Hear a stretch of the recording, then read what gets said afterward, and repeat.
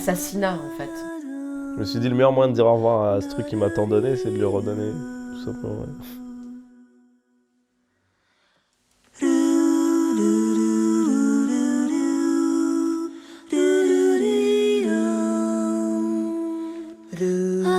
On s'est envoyé des tonnes d'emojis en larmes.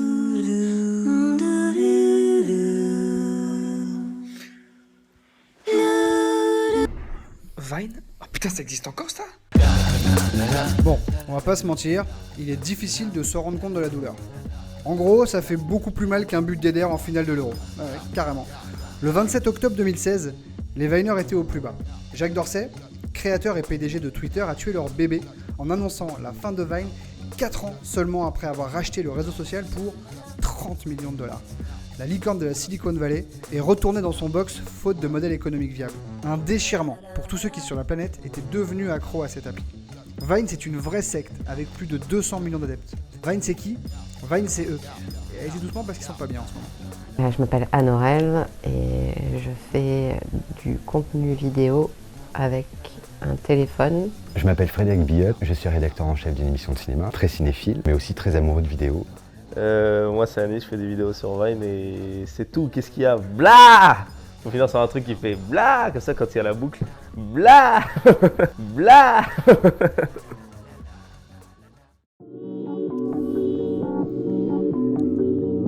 Pour tous ceux qui vivent sans Wi-Fi depuis des années, Vine est une application mobile et un site web qui propose des vidéos d'art, d'humour, de sport à faire soi-même. Et c'est comme ça qu'on devient un Viner. Mais attention, il y a une contrainte. Chaque vidéo ne doit pas durer plus de 6 secondes. Mais heureusement, pour mieux les apprécier, elles sont diffusées en boucle. En boucle, en boucle, en boucle, en boucle, en boucle. Le premier Vine de l'histoire, posté le 11 janvier 2013, soit 2 semaines avant le lancement d'application. Et ce Vine a été filmé par Dom Hoffman, cofondateur du site, et a été tourné à Paris pendant la préparation d'un steak tartare. Et ils sont forts ces requins, ils savent nous faire rêver. Et Vine, ça t'oblige à être dans un rythme en fait. Donc ça te force à être dans un rythme, ça te force à être dans un ta-ta-ta-ta-ta, bah chute, ta-ta-ta-ta-ta, bah chute. Donc ouais, ça optimise l'humour de ouf. En nous donnant un nouvel outil, ça nous a ouvert 1000 outils et 1000 Oui. façons de concevoir une vidéo. Et en fait, à partir du moment où tu peux investir une lourde logistique dans une vidéo de 6 secondes, tu peux tout faire quoi.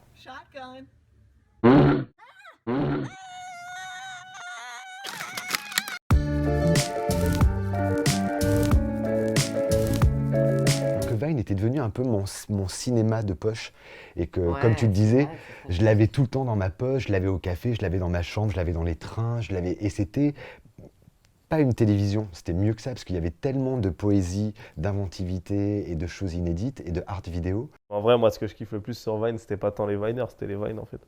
Moi, c'était un mec qui... Enfin, le fameux « Ok », je trouvais ça incroyable. C'est une meuf, c'est une meuf, elle est en Afrique ou je sais pas où, elle filme comme ça. Et ça arrive sur un Renoir qui regarde, Ok. alors qu'elle lui a rien demandé, tu vois. Et ça a grave buzzé, ils ont fait des remixes avec je sais pas quoi, avec Lamborghini Merci. Ok. Et je kiffais parce qu'elle avait genre, je sais pas, 30 abonnés. En fait, on s'en bat les couilles, tu vois. Il n'y a pas de jugement de valeur d'abonnés ou quoi. C'est juste les gens ont décidé que ça c'est marrant. Le peuple a décidé que ça c'est marrant. C'est marrant, fin, tu vois. C'est pas parce que elle a des abonnés, c'est pas parce que la vidéo elle a une bonne qualité, c'est pas parce que c'est la fille de je sais pas quel humoriste. Fin, là ça c'est marrant. Le peuple a dit que c'est marrant, point. Et sur Vine, c'était tout le temps ça, tu vois.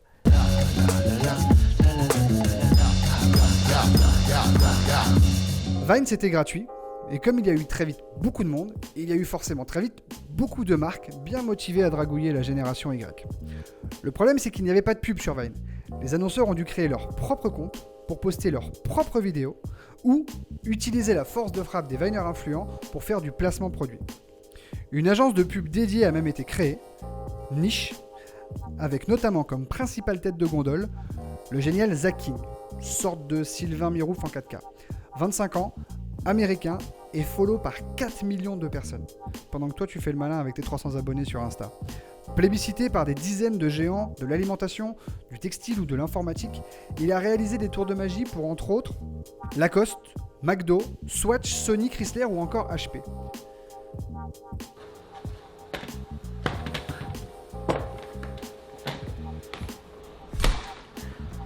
Vine, a surtout permis à certains créateurs de se faire connaître. J'ai pas gagné ma vie via Vine, enfin en faisant des Vines, mais en revanche, de créer des Vines et d'avoir une plateforme c'est un portfolio vivant en fait, Vine, ça m'a permis d'arriver aujourd'hui à signer chez Partizan, qui est donc ma boîte de prod, et à faire du contenu digital. Ce que je fais maintenant, je bosse avec un site qui s'appelle Combini, qui m'a repéré aussi grâce à Vine, c'est qui est ouf, qui m'ont proposé, ils savaient pas trop quoi me proposer, ils m'ont dit ouais on te kiffe.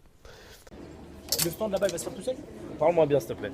T'as dit quoi? J'ai dit, ayant perdu mon emploi, When the light has gone and the light. et du coup, de fil en aiguille, j'ai fait plein de trucs, j'ai écrit pour des pubs. Soch présente. C'est bon chérie, je suis passé chez Josh. Oh Bradley, on parle bien du meilleur réseau mobile de France. Comme j'ai joué dans des vidéos, comme j'ai géré des snaps, comme j'ai bossé là sur le Discover Snap, etc.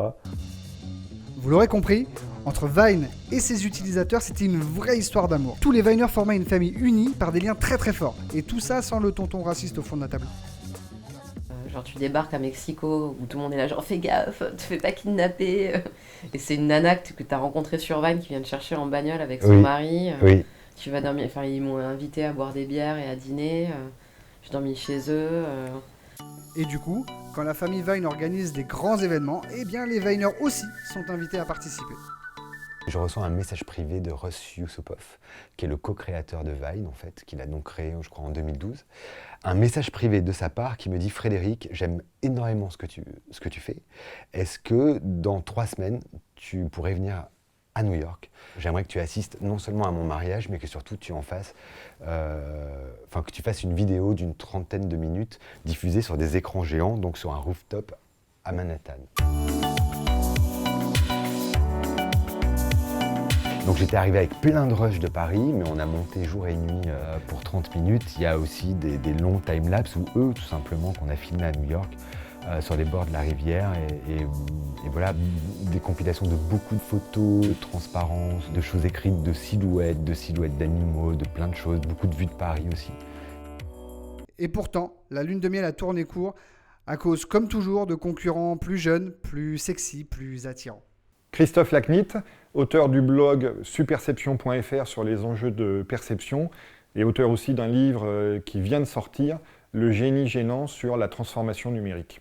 Il y a différentes applications qui sont apparues, notamment Snapchat, face à Vine, et que Vine est resté assez immobile, n'a pas innové vis-à-vis de ses utilisateurs, il n'y a pas eu de nouvelles fonctionnalités ou de nouveaux usages qui sont apparus sur l'application, n'a pas innové à l'égard des annonceurs. En 2013, par exemple, Instagram a offert à ses utilisateurs la capacité à poster des vidéos d'une 15aine de secondes, qui était clairement une mesure anti-Vine, si j'ose dire. Et face à ça, Vine est resté assez immuable. Après l'annonce de la fermeture de Vine, une société a proposé le jour même de racheter la plateforme.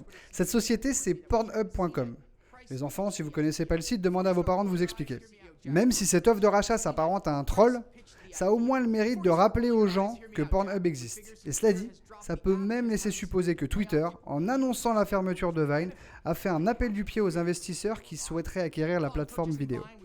Corey Price, vice-président de Pornhub, conclut sa lettre ouverte en disant qu'après tout, 6 secondes c'est largement suffisant pour la plupart des gens qui aiment se faire plaisir.